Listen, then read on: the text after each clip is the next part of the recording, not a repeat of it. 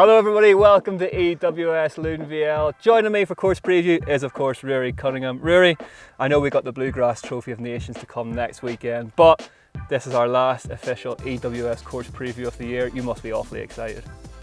I definitely am, Richard.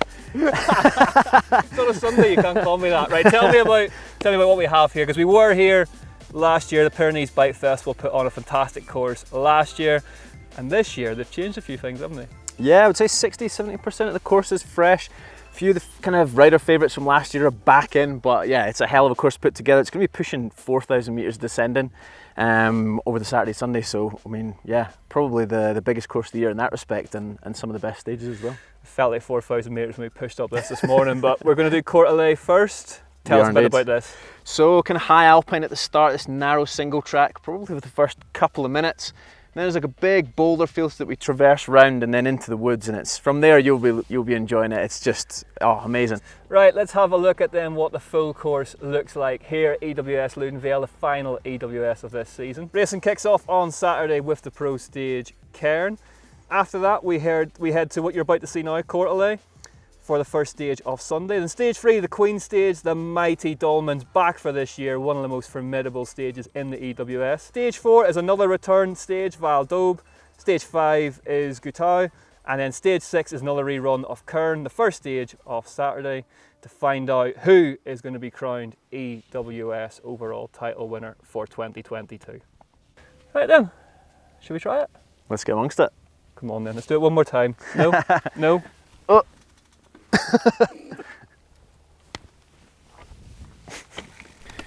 Okay then, stage 2, Courtelay. Little single track at the start, kind of narrow but nice and smooth at the moment. Little blind crest there, have to be quite accurate. And into some fresh switchbacks. Blind. Oh, he's just moved a massive rock there. I think I slipped some cow poo there. Big fast section down here. Then it's going to narrow through these rocks. Where's he gone? When you get on this little catcher, I remember this from last time. Fast charges and little tiny ruts that you just need to hook up.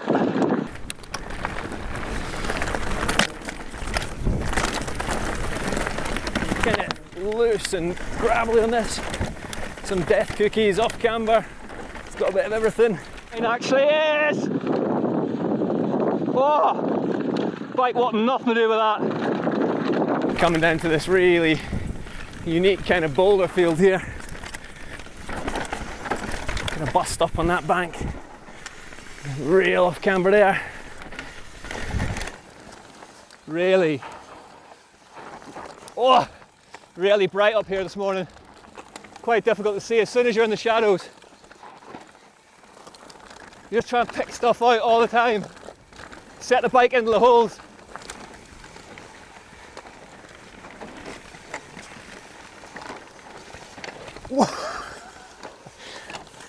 Pretty slick, eh? It's pretty focusing. Yeah.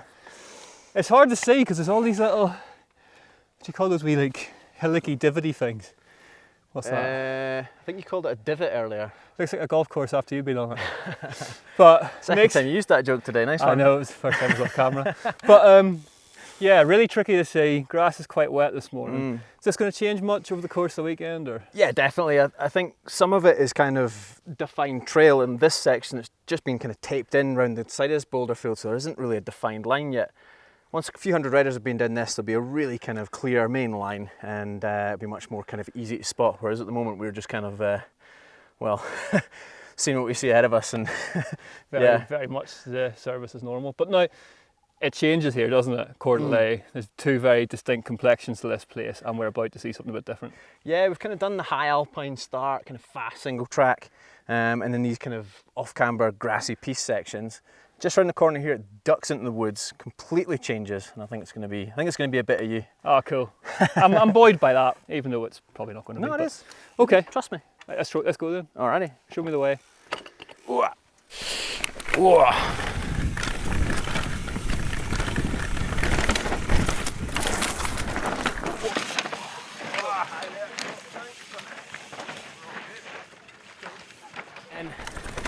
This is where it starts to get good. Really different trail, smooth, grippy, a lot of rock but not kind of rough, it's just kind of in the right places. Can hear Rick behind me either having a problem or enjoying himself, I'm not quite sure. Whoa! I can see absolutely nothing.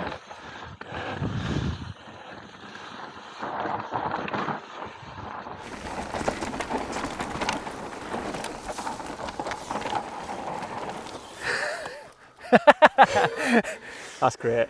How good is that? What a great section of trail. Told you that'd be a bit of you. That's mint. Because you can trust it the whole way down, and it's quite well sighted, but a couple of options there. So you pulled up onto the bank. Yeah. Whereas I went along the obvious trail as traditional. Tell us the thinking there. Well, it's kind of taped quite wide, and just with the kind of gradient in the hill here, how steep it is, you can begin to kind of knife your way down it. You can cut inside, outside, try and get high, because as soon as you let off the brakes, you're going to be back up to speed again. In sections like this, like you said, you were on the kind of the main line which kind of zigzags down it, but there is the opportunity to get left and right of that, straighten it out, and because you have that gravity, you're not really worrying too much about exit speed. Also, depends how this forms, like this might get blown out, some of these ruts might not be here, and riders will be searching for that inside line just to, you know, get a piece of predictable trail to turn on. So it is quite interesting. This is one of those stages, I think we talked about it in the podcast, we talked about it in these previews before. What I think enduro racing is fascinating, because this will have changed so much because it's so dry, it's so loose, there's so much braking down it. Whenever you drop in to race this, you could drop into these woods and what you think is going to be there is not going to be there, and that's where just bike time and bike riding comes to the fore. Yeah, that's where the experience comes in. It's kind of understanding how a trail might have formed, and also not riding on memory, like riding on instinct, getting your head up, looking ahead, knowing the corners that might be blown out or might have disappeared, and you know, that's really what sets the season race. Would you mark, because what I really like about this is you can, you know, you ride trails like this anywhere in the world that we go to, and sometimes they'll just be like predictable corner. What I really enjoyed about that is they were all different the whole way down. There was options in every one. Some of them had flat exits, some of them had catch berms. Yeah. Would you waypoint certain corners that you need to get right, like that wee one up there with a flat exit? Yeah, you would definitely prioritise them. I think sometimes you can overthink it, like you don't want to try and have a line or think outside the box on every single corner, otherwise you've not got that much memory basically. But there are certain ones that are key, say like flat exits or ones that might get blown out, that in your head you're just making a mental note of, that when you're approaching it in the race run, you're looking ahead and kind of thinking, right, I need to get here, I need to get there, and yeah, that's kind of what linking it all together is about. Should we do some more linking it together? We'll try and do some more linking it together.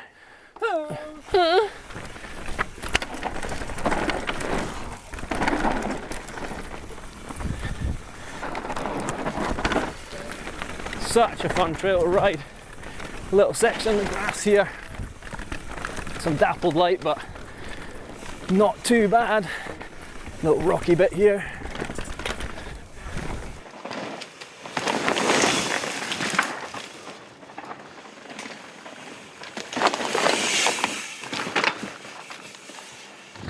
Now, I think there's a sneaky inside line somewhere here that I can get ahead of him.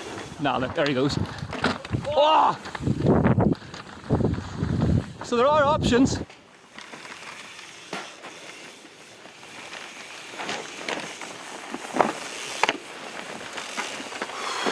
What do you make of that? I'm going to go ahead and say one of my favourite of the year so far. Just amazing fun the whole way down it. Yeah, just an amazing gradient the whole way. Always unpredictable, but like in a good way, like you just never know what's coming. It's all built really well, all flows really well, but some corners are bermed, some are flat, some are off camber, there's like rollers, jumps, it's got a bit of everything.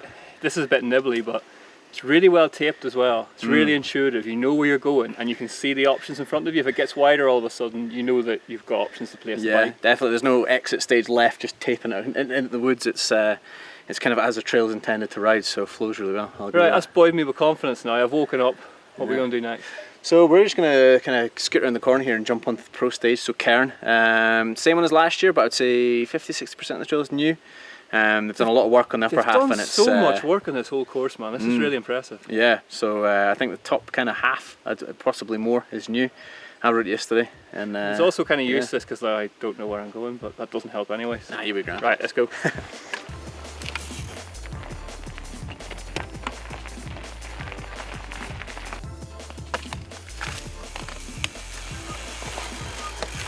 Right then, the pro stage. Now I remember this top bit from last year being quite fast, lots of switchbacks, and then sort of heading down a bit. Where does it change? The bit you just described. It's Fantastic. top half's completely different. It is fast. There are some switchbacks, but no, it's an awesome new build piece of trail. So I think you're gonna love it. Okay. Well, you said that last time when I did, so in that spirit It's of a fine round of the year, you know. I'm not leading you astray on this one. I'm being honest. So I think you're gonna like it. Oh no, I appreciate It's a bit that. steeper, a bit rougher, but you'll be That's alright. alright. I'm rough enough. You know, your arms have built up over the season. They have. They really have. Thank you for noticing. You're filling out that small. Ah, shut up.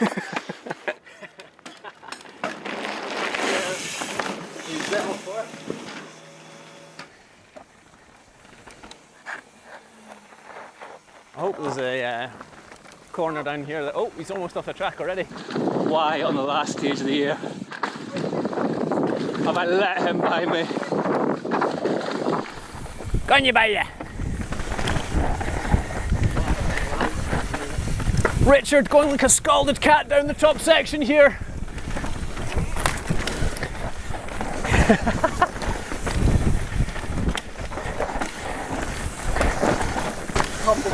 Come on, Richard!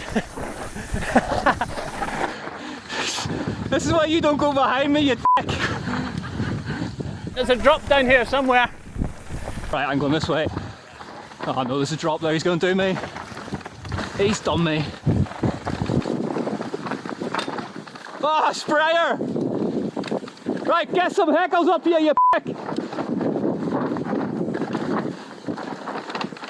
Ah, those edges, so dry and just crumbling away underneath you.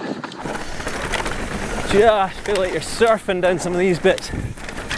Really fun to ride. Nice amount of momentum up that little climb, you don't have to pedal. I'll go over that rock on the inside there.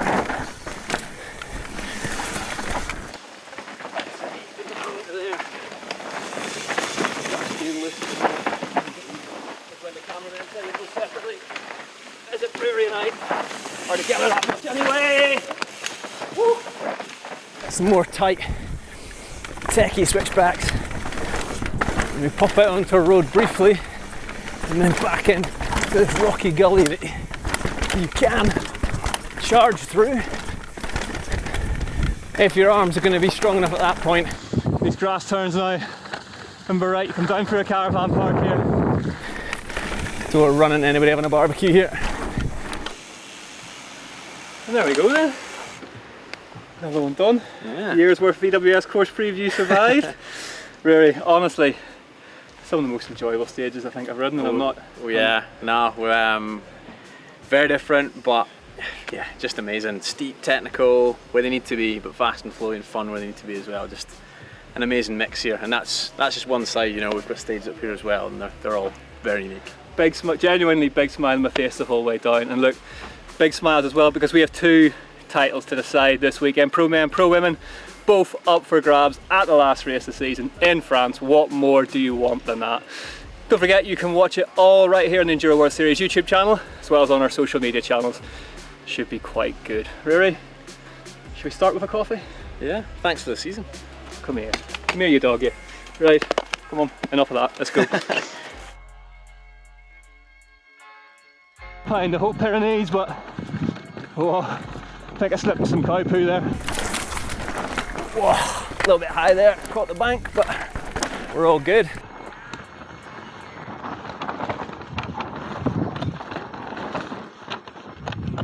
Richard going like a scalded cat down the top section here.